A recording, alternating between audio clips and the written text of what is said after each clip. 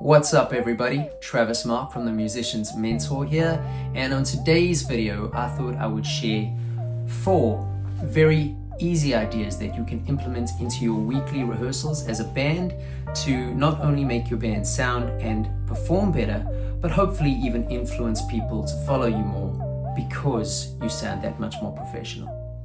So let's get straight into it. Number 1, this one's often overlooked. I don't know why, it's so simple. It's a bit of a no-brainer in my opinion, but work to set lists and determine those set lists before you just start your rehearsal. If you have a gig coming up and you know your set performance time, you can work with that to create moods and dynamic shifts within your set. Always a good idea, some peaks, some troughs, etc, etc, etc. But generally having a set list to work with, even if you don't have a gig coming up, allows you as a band to rehearse through your material so that it always stays ready and it always is fresh in everybody's mind. Number 2, work with a click track. I would suggest that if everybody can hear the click track, it's better in general.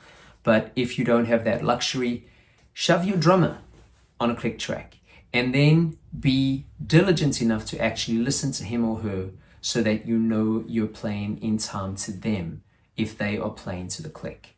Obviously this is dependent on the genre and your style, I get that, so please take it with a pinch of salt. But every time I've done this with a band in the past, even though we don't always use the click track when we are performing live, we always sound tighter as a band. The silences, the breaks, the phrases, the starts, the ends, the tops, the tails, if you will, always sound better. So try use a click. It's going to be frustrating at first if you've never done it, especially as a group, but grow with each other and be patient with each other, and you'll see the tightness of your sets take shape quicker than you can even begin to realize. Number 3, again, this one seems a little bit weird, but it works.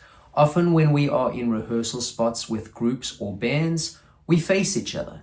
Everybody wants to have a laugh and look at each other, catch up in between songs, etc, etc, etc. I'm not saying you can't do that, although there are better ways to use your rehearsal times, in my opinion.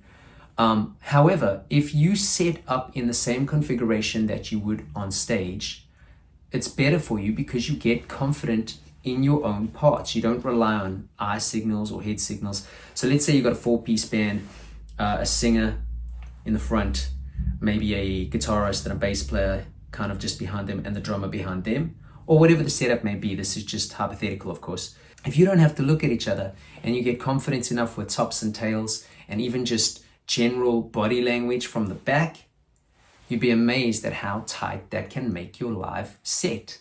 And again, the whole idea here is that the tighter your set is, or the better that your band sounds, the better chance you have of people actually following your band.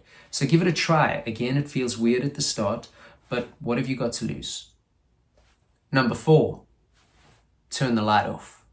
I know that that sounds ridiculous, but it works. I've practiced with numerous bands in this way. We don't start with the lights off, obviously. We run the set. We usually do the thing with the click. We usually do the thing where we're in the right positions, etc, etc, etc. But after running the set once or twice, if you've still got time in your rehearsal space, turn the lights off and see if you can get through your set in questionable lighting. Because often venues will turn the lights off, or certain rock venues have sketchy lighting. You can't always see what you're doing if you're playing guitar.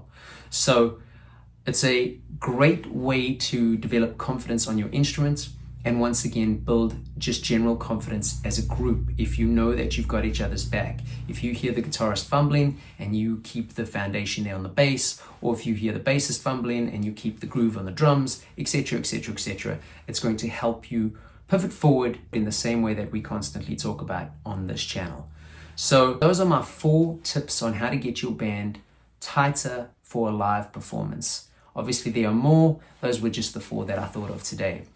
On that note, I'll also like to point out that there is a difference between practice and rehearsal. And what I mean by that is, in this situation, we are talking about band rehearsals, a bunch of people coming together and rehearsing together to make music. Individual practice is when you are working individually on your own parts. So don't be that guy or girl that comes to the rehearsal and tries to learn your part there. Especially if you've not put the time in, you're going to waste everybody else's time, and it actually eats into the time of the rehearsal for the group.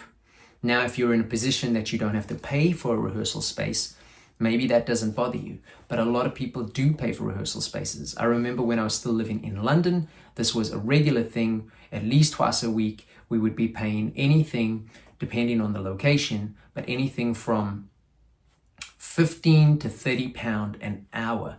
And typically we wouldn't do less than 3 hours. So you're looking at like just under 100 pound on a moderate room.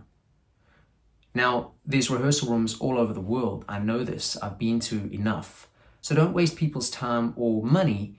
Or furthermore, if you're contributing, don't work towards wasting your own money. We're trying to find ways for you as a musician, whether that's established or up and coming, to save your bottom line, monetize better, and work smarter. So if you have any additional tips that have been helpful for your band in your rehearsal spots or practice spots, please share them with us. Put them in the comment section. Again, we're trying to build a community. And while I'm on that note, please don't forget to subscribe, like, or share. I'll see you on the next one.